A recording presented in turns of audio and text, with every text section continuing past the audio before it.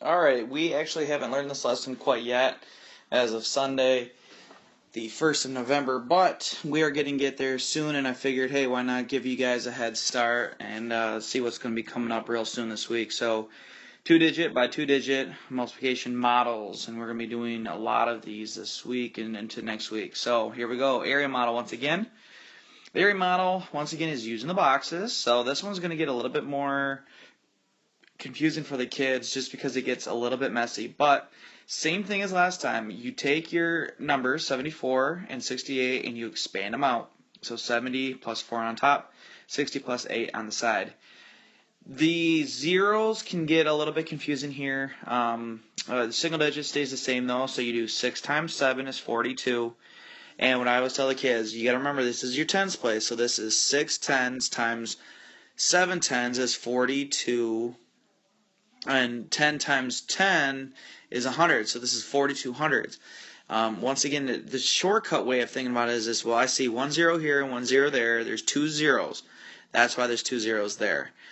It's not the best mathematical way to do it, but it's the easiest way for kids to check to make sure they have enough zeros. So, I just kind of stick to the top. So I'm going to be doing 60 times 4 in this box over here. And same thing, 6 times 4 is 24. There's 1 0 in 60, so there's 1 0 in my answer, so 240. Then I drop down to the bottom row. I have 70 times 8. 7 times 8 is 56, and 70 had a 0, so I need a 0 in this box. And my bottom right box is your 4 times your 8, and that's 32. So once again, these are all called partial products, and same thing as with triple digit times one digit video, you add up your partial products. So I added them all up. This is where you want to be very, very, very careful to make sure that your place value lines up carefully. And sometimes if you take a lined piece of paper and turn it sideways, those are really good things to add up in, or if you have graph paper at home or anything like that, I would highly recommend doing it that way. If you just do it on a whiteboard, if you just do it on a normal piece of paper, just be very, very careful. Write them very neat, very nice, and make sure you line them up. So expanded form is gets a little bit confusing here with double digit by double digit because of all the things that you have to do. But the same thing is the same principle stands here. You expand it out. So 30 plus 4, 60 plus 9. And you just have to double check to make sure that you multiply both of the top numbers by both of the bottom numbers. So that's why I draw the little lines to make sure that I do that. And also when you write out your equations, just like if you think about area model, there was 4 boxes, and I need to make sure I have 4 equations. So I do 30 times 60 and 1,800. And once again, just double check those zeros. I see 2 zeros in the equation, so I have 2 zeros in my answer. 30 times 9, and you get 270. Once again, check that 0, check that 0, check, check. And then we go to the red, so then you go with 4 times 60, and 4 times 6 is 24, and 60 had a 0, so make sure you have a 0. And once again, you should be thinking about place value here, right? So it's 4 times 6 tens. So 4 times 6 is 24. 24 tens is 240. That's really what they should be doing when they're thinking about this. 4 times 9 is just 36. So 36 ones, just write that down. And just like I said last time, you have to make sure that you are lined up in very, very close detail and just really nice order.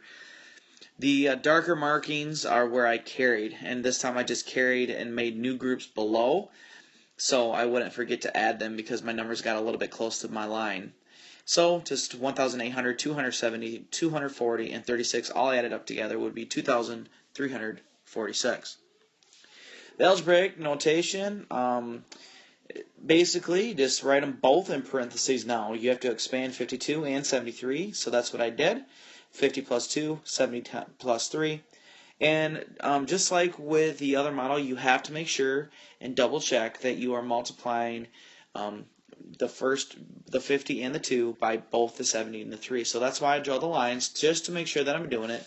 So I do 50 times 70, and 5 times 7 is 35.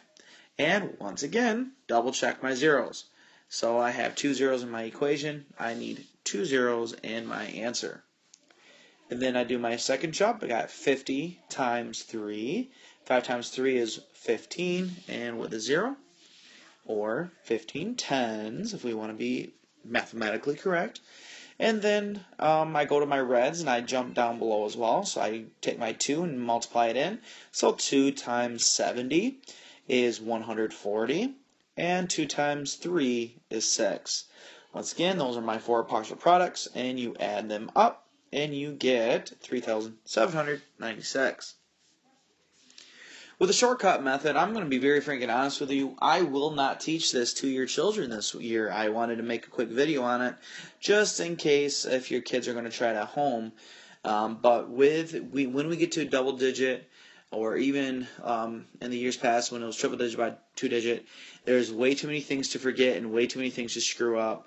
So we don't even bother at Hamilton. We just don't. So it's, you can help them at home with them if they want to try it, but I'm going to be sticking with the 3 other methods just because they're a lot more visual. The partial products are easy to find, and it's going to be a lot easier for me and the kids to figure out what they're doing wrong if something is going wrong.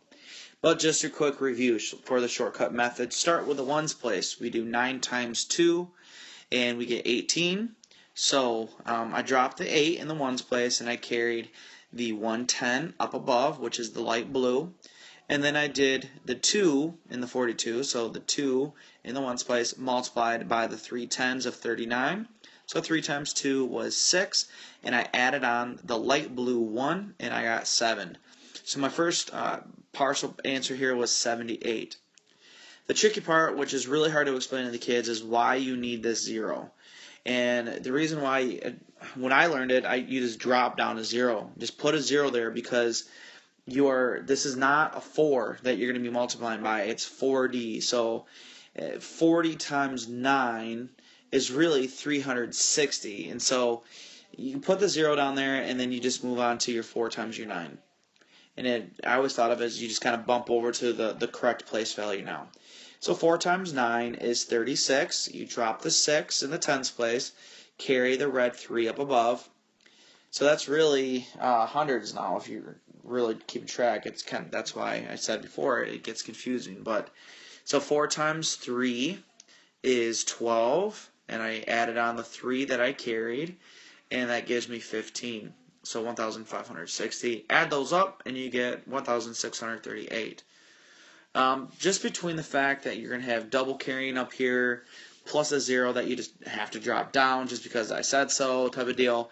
This is just not a good method for the kids to learn. It's almost impossible, even for me, to explain what is actually happening here with place value. So we're going to try to avoid this one. But overall, I hope these multiplication methods are helpful. Like I said, your child will be taught all 3 of the previous slides, and they will be able to choose. It's totally up to them which one they want to use. They do need to be able to do all 3, but when it comes down to the test, they have to be able to do one pretty well and then be able to explain how they're getting their partial products and everything like that. So, thanks for listening.